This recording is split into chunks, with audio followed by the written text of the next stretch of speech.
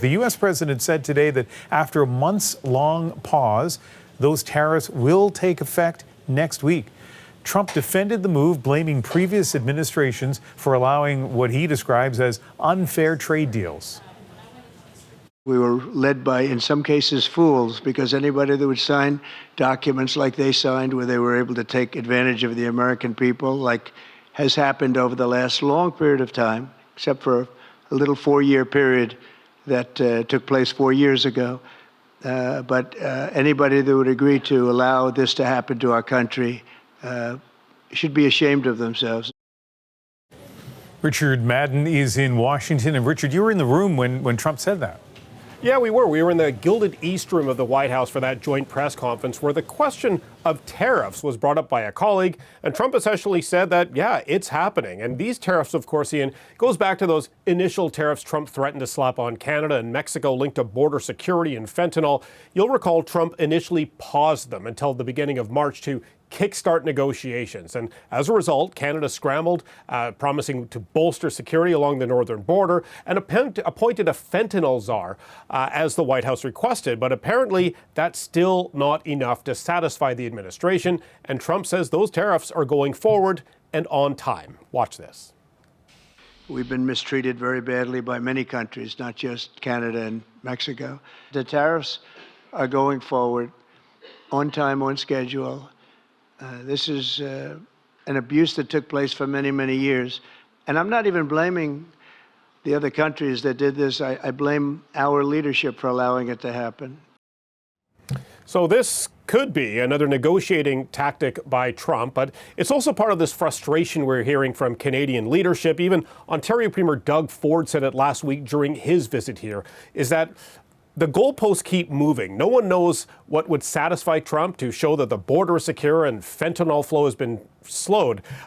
And if you're keeping score, Canada can expect 25% tariffs on all goods starting next week, another 10% on energy imports like oil and gas, and then more tariffs on auto, steel, and aluminum in April. So perhaps there's still another week to negotiate. A week is a long time in politics and in Trump world, so anything can happen. Perhaps the art of the deal, as some would call it. Yeah, perhaps. Now, speaking of trade and alliances, Emmanuel Macron was with Trump today as well.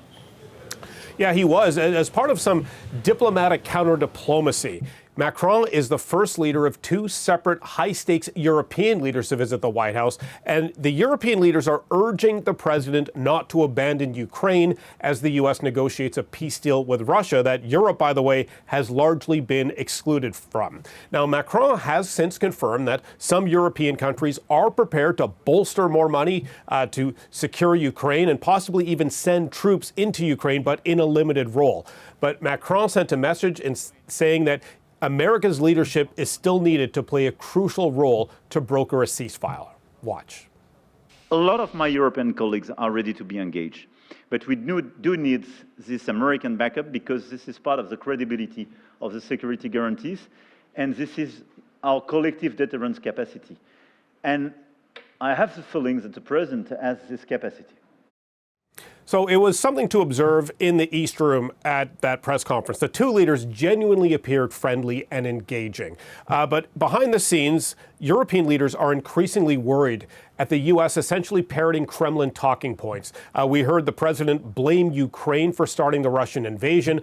Trump would undermine the credibility of Ukrainian President Vladimir Zelensky. So with the cameras rolling, the diplomacy appeared to take a bit of a backseat over their notable disagreement on the value of Europe's support for Ukraine. And that prompted this extraordinary correction by Macron inside the Oval Office. Watch. Europe is loaning the money to Ukraine. They get their money back. No, in fact, to be frank, we paid 60% of the total effort, and it was through, like the US, loans, guarantee, grants, and we provided real money, to be clear. Now, on Thursday, UK Prime Minister Keir Starmer will visit the White House as part of that diplomatic counteroffensive we're seeing by these European leaders. Trump also hinted that Ukraine President Vladimir Zelensky could also visit a few weeks from now to apparently sign a deal providing Ukraine's critical minerals to the U.S. in exchange for security guarantees. So this week, there'll be a lot of focus from the White House and these European leaders really hoping to change the president's mind.